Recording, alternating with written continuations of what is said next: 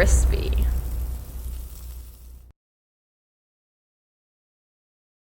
And welcome back to another episode of the Chronicles of Al Figures.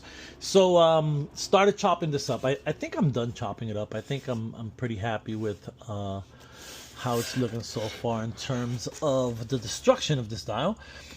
Took out some of the bricks, chopped up some of the cement parts as well.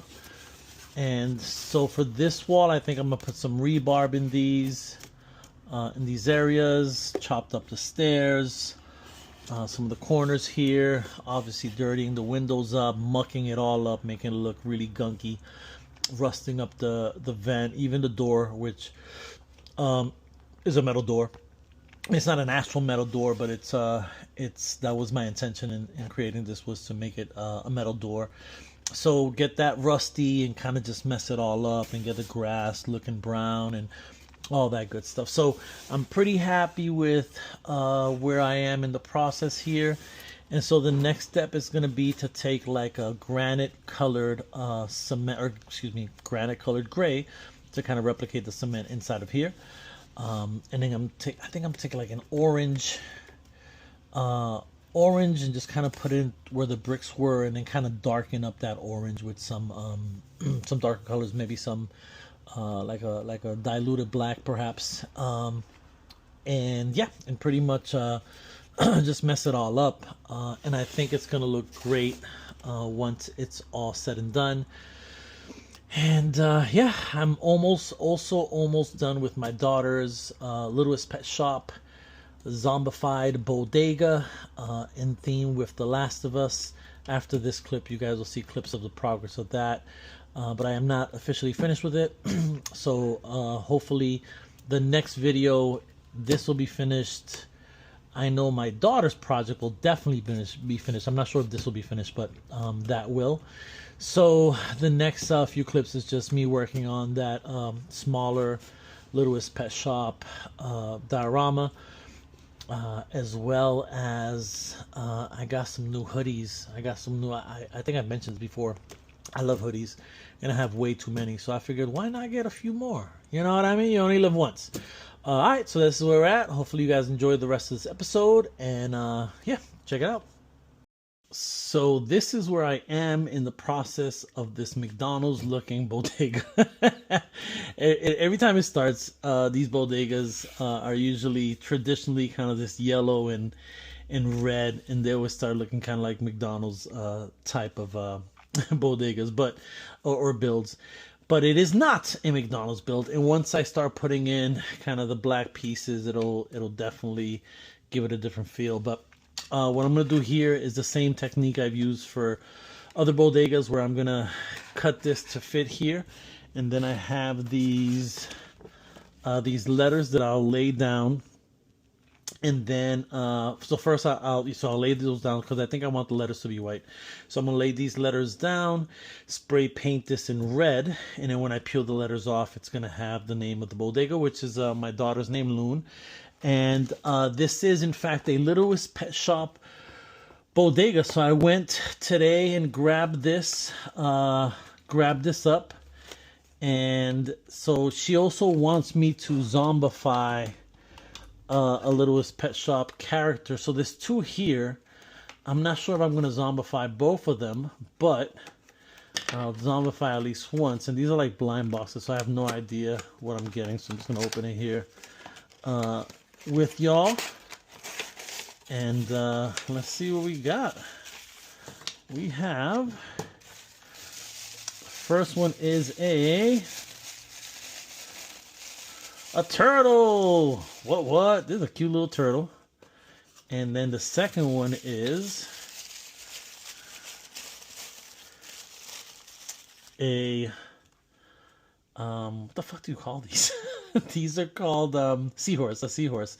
So this one has a little stand. So I think what I'm gonna do is I'm gonna zombify this one. Oh, actually, it came with a little watermelon little cup. So I think I'm gonna zombify this one, because it's you know, it's standing up. So I think I'll zombify that one, and then this one I'll just send to her so she can add it to her collection. She has a little collection of these things going. So this one I'll keep normal. This one I'll probably cut an eyeball out and have it hanging, and have one of her little antlers there kind of twisted up, and I'll paint it up and chop off one of these little fins here. So this is gonna be the zombie, and I think what I'm gonna have to do is, because it's not like on all four legs, so what I may do is I may put a little peg permanently in here, so when she gets it, she can just kind of peg it in. But yeah, so this is where I'm in the process, and it is now time to start adding these pieces and continuing this build. Okay, so we have finished the sign up top. I'm gonna actually put like little pictures of fruits here, or like a sandwich or something, something to kind of fill this space in. I didn't want to put these two words too close together because then it'd be gaps on the end, so I just figured I'll do something there. Just laid this out, as well as these bars where the kind of the grate would roll down onto. Cut out this piece to have a piece there, and I still have some wood here that I'm going to kind of do the same treatment here in terms of the rollout of the grate. I put in the window and kind of scratched it up so it looks all foggy and messed up. And once I kind of put this and this into it, it's going to be time to start getting it dirty. I think what I'm going to do is I'm going to expose a little bit of cement in some of the spots here, and then I'm going to take like sand and like fine grit sand and put it, mix it with some brown, so I can kind of make this, you know, the grungy parts as grungy and nasty as possible. So this is where I am in the process, as well as the sidewalk. Obviously I still have to do the window here, frame this up as well, but we are on our way. And yesterday, after kind of thinking about it, I don't want to use either of the pets that came in this set, so I'm gonna go out and see if I can get another. I'd rather have a four-legged mammal than a seahorse or a turtle. So a little bit later today, I'll head out to another Walmart and see if I can find what I have in mind. But this is where we are in the process. I'm very happy with how it's coming out. Again, this is going to be a piece that she can just hang up on a wall. Yeah, this is where we are. All right, we are trekking along, and I have a partner. Michelle has started to help me with this. She has done the entire floor, and I have started to grind me up the facade here. So it's looking really good, man. It's gonna look spectacular when it's done. So when I had originally bought this Littlest Pet Shop 2-pack, for the most part, these Littlest Pet Shop, they're blind boxes. So I had forgot. So when I got it, I was hoping to get like a four-legged mammal. I had forgotten one of the best scenes, or one of the most significant scenes in The Best of Us was the giraffe scene. And so I didn't put my mind to trying to get a giraffe. You see, because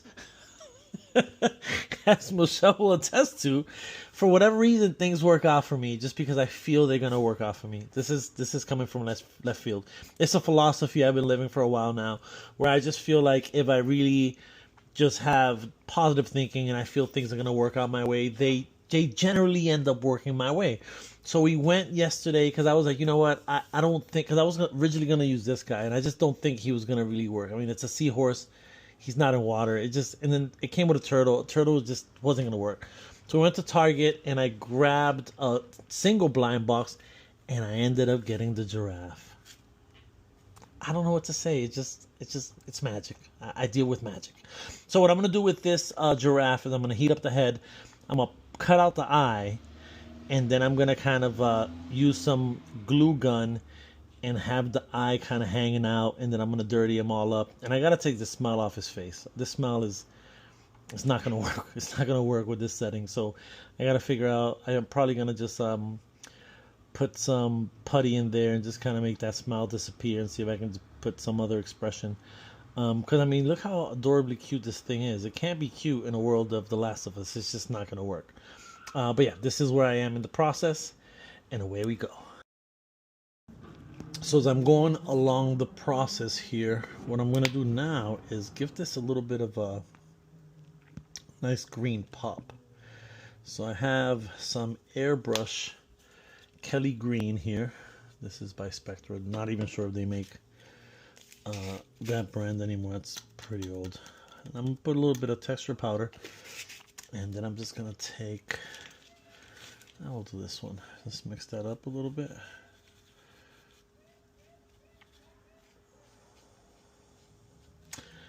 And I'm going to add some hits of green, a couple of spots. You know, again, this is an overgrown type of environment. I want to make sure I hit the sides too. I've ignored the sides a little bit, so.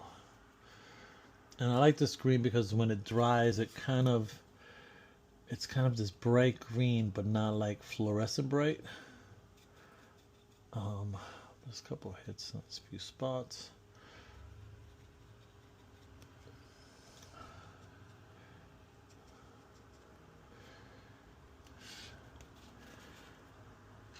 And just to kind of,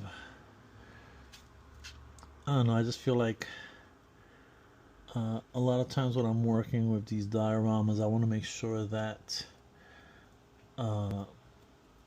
it kind of gives it, or some of the color gives it some pop in some of the areas.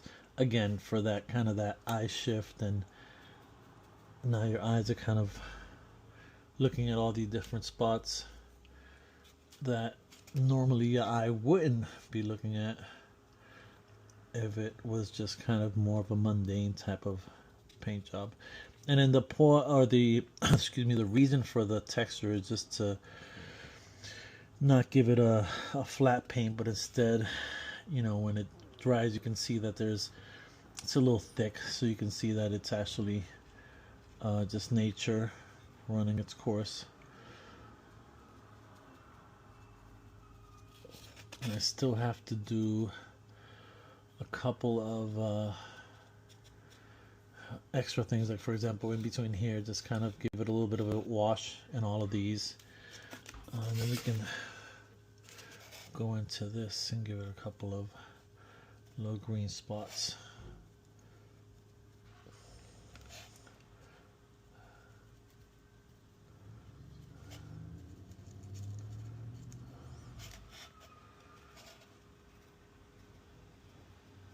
All right, on to the next.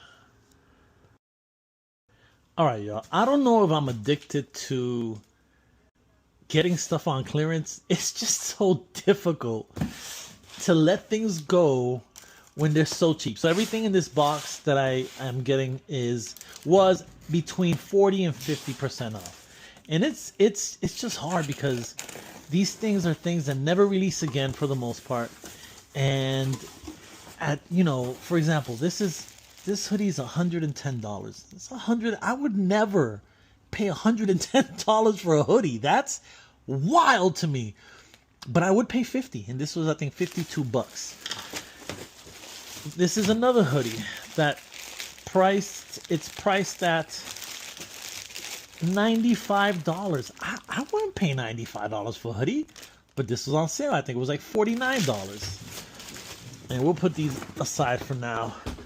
But as I've probably mentioned a couple times, I love hoodies. I have so many hoodies, and I wanted one that was a zip-up hoodie because I don't have many of those. So I also am a big fan. I'm not a skateboarder, but I love the Nike SB line. So this was a SB hoodie, and I was like, man, I gotta get this guy. All right, it looks pretty dope. I love the logo here. It looks pretty amazing. The back logo in a pool, which is right up SB's alley. It's pretty thick. I think it also has little stitched in Nike SB there. It's pretty dope. So again, I wanted something that was zip up. I actually thought this was white. It's not. It's kind of a light blue, which I should have read. It probably said that, but I didn't. So it's a loose fit Nike SB hoodie, and so very happy to have this as another hoodie that I have now. And then the reason I wanted to get this hoodie is because not only is it a basketball hoodie, but it has so many colors that it'll match so many of my sneakers, and I'm I couldn't let this one go by either. As I was checking it out, I also noticed that it has a Nike standard issue. It also has a zip hoodie, excuse me, a zipper pocket, which is rare with hoodies. Hoodies usually you just get kind of the standard kangaroo type pocket, but oh, this is dope. I love the way that these are not metal, but like almost like a plastic melted onto there. And this is a Thermafit hoodie, again, kind of a basketball themed hoodie. And I love, again, the color. Oh, look at the stitch and Thermafit in the back. That looks pretty dope. So wanted to grab this as it'll go with countless colors. It'll go with countless sneakers because of so many colors that it has. I mean, it has a peach, a yellow, a cream, a dark blue, a light blue, greens. I mean, and I even like this is pretty cool too. Kind of the side is almost like this like stretchy type thing. Again, you don't normally see this type of construction in hoodies, and it continues kind of in the armpit area, and I love the stitching that kind of goes along here. So, and also has the stitched Nike logo.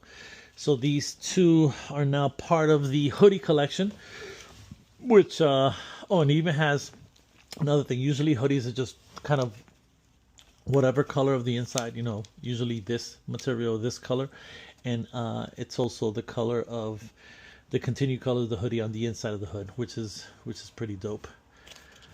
All right, and these are the hoodie pickups.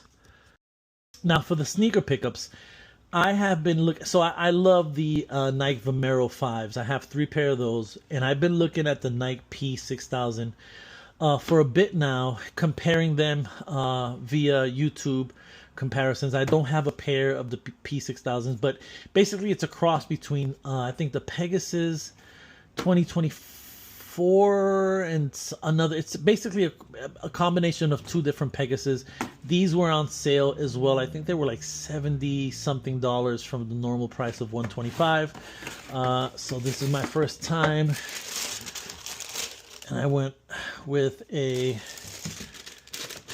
I was like wild colors on sneakers. So this time we went with a silver, metallic silver, and what do you call it? Argent?